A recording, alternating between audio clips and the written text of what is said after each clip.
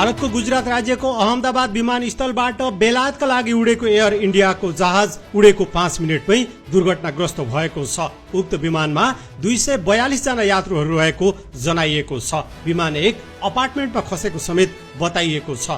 जहाज take off गर्ने बित्तिकै दुर्घटनामा परेको भारतीय सञ्चार माध्यमहरूले जनाएका छन्। दुर्घटना स्थलको भग्नावशेषबाट यति बेला 50 वटा शवहरू निकालिसकिएको समेत जनाइएको छ। दैनिक भास्करले जहाज उडेको 5 मिनेट बित्दा नबित्दै दुर्घटनामा परेको उल्लेख गरेको छ। साथै हिन्दुस्तान टाइम्सले टेक अफको 5 मिनेटमा जहाज दुर्घटनामा परेको उल्लेख गरेको छ। सामाजिक सञ्जाल मार्फत सार्वजनिक भएको भिडियोमा उडिरहेको जहाज तल खसिरहेको देखिन्छ।